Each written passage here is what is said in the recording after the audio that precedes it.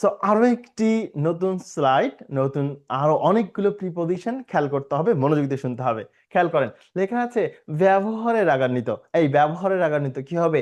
Angry at. আমরা পড়েছিলাম কারোর সাথে রাগান্বিত হওয়া অ্যাগ্রি উইথ, আর এখন কারোর ব্যবহারে রাগান্বিত হওয়া, সেক্ষেত্রে বলছি অ্যাংরি অ্যাট। খেয়াল করতে হবে অ্যাংরি অ্যাট।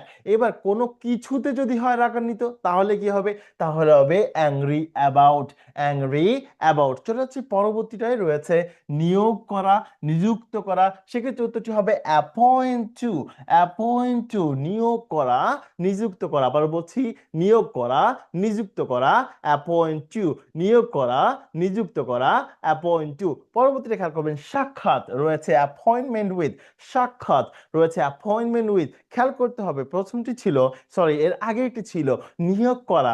নিয়োগ করা ছিল কি? Appoint to. নিয়োগ করা ছিল কি? Appoint to. নিয়োগ করা কি ছিল? Appoint to. পরেরটা সাক্ষাৎ। সাক্ষাতের ক্ষেত্রে কি রয়েছে?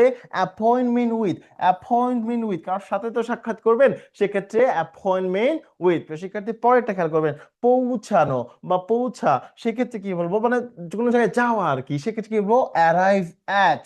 Arrive at. অ্যারাইভ অ্যাট, কোনো জায়গায় পৌঁছানো, কোনো জায়গায় যাওয়া, পৌঁছানো বা কোনো জায়গায় যাওয়া। Arrived at. Arrived at. লজ্জিত, খেয়াল করতে হবে অ্যাশেমড অফ। খুবই ইম্পর্টেন্ট একটি প্রিপজিশন, স্টার মার্ক করে রাখতে পারি। অ্যাশেমড অফ, লজ্জিত। আমরা বলছি অ্যাশেমড অফ, লজ্জিত। আমরা বলছি অ্যাশেমড অফ, লজ্জিত। পরেরটা খেয়াল করবেন, নিশ্চয়তা, অ্যাসুরেন্স অফ। নিশ্চয়তা, অ্যাসুরেন্স অফ। নিশ্চয়তা, অ্যাসুরেন্স অফ। পরবর্তীটা খেয়াল করবেন, বিস্মিত। বিস্মিত কি হবে? অ্যাস্ট্রোনাইজড অফ। বিস্মিত, বিস্মিত। হতবাক হওয়া, অবাক হওয়া কি হবে? অ্যাস্ট্রোনাইজড অ্যাট। খেয়াল করতে হবে, হতবাক হওয়া, অবাক হওয়া কি হবে?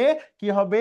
অ্যাস্ট্রোনাইজড অ্যাট। খুবই ইম্পর্টেন্ট একটা অ্যাপ্রোপ্রিয়েট প্রিপজিশন। পরীক্ষা অনেক সময় প্যাসিভ ফর্ম করার সময় কিন্তু আমরা এইটাকে দেখতে পাই। আমরা যখন প্রিপজিশন হিসেবে বাই ব্যবহার করে ফেলি, সেটা কিন্তু রং ওয়ে।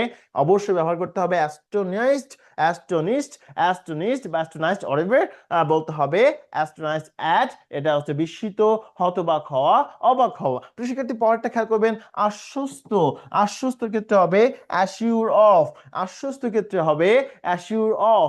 আশ্বস্ত, অ্যাসিউর অফ। আমরা কিন্তু বাংলা টু ইংলিশ পড়ছি যেন আমাদের খুব সহজে মনে রাখতে সুবিধা হয়। প্রিয় শিক্ষার্থী খেয়াল করবো, গমন করা, ভ্রমণ করা, যাওয়া, সেক্ষেত্রে আমাদেরকে বলতে হবে অ্যাটেন্ড অ্যাট। কোথাও অ্যাটেন্ড করতে যাচ্ছেন, গমন করছেন, যাচ্ছেন, অ্যাটেন্ড অ্যাট। অথবা যোগদান করছেন বলতে পারেন। প্রিয় শিক্ষার্থী লাস্ট যেটা রয়েছে সেটা হচ্ছে মনোযোগ দেওয়া। সেক্ষেত্রে কিন্তু বলতে হবে অ্যাটেন্ড টু।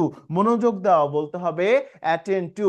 মনোযোগ দেওয়া বলতে হবে অ্যাটেন্ড টু। মনোযোগ দেওয়া বলতে হবে অ্যাটেন্ড টু। এই বিষয়গুলো আরেকবার রিভাইজ করতে চাই। খেয়াল করবেন, কারো ব্যবহারে, কারোর সাথে যদি রাগান্বিত হন অ্যাগ্রি উইথ, কারো ব্যবহারে যদি রাগান্বিত হন অ্যাগ্রি অ্যাট, আর যদি কোনো কিছুতে রাগ হয়ে যায় তাহলে বলবেন অ্যাংরি অ্যাবাউট। পরেরটা খেয়াল করবেন, নিয়োগ। সেক্ষেত্রে উত্তরটি হবে অ্যাপয়েন্ট টু। যদি সাক্ষাৎ হয় তাহলে অ্যাপয়েন্টমেন্ট উইথ। খেয়াল করতে হবে, কোনো জায়গায় পৌঁছানো বা যাওয়া, সেক্ষেত্রে আমরা ব্যবহার করবো অ্যারাইভ অ্যাট।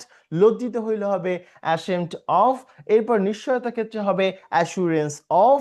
বিস্মিত বা হবাক বা হতবাক হওয়ার ক্ষেত্রে হবে অ্যাস্টনিশড বা অ্যাস্টনাইজড অ্যাট। এবং আশ্বস্ত বা নিশ্চয়তা দেওয়ার ক্ষেত্রে আমরা বলবো অ্যাসিউর অফ। গমন করা, যাত্রা করা, যাওয়া, এক্ষেত্রে আমরা বলবো অ্যাটেন্ড অ্যাট। কিন্তু মনোযোগ দেওয়ার ক্ষেত্রে আমরা বলবো attend to. Thank you so very much.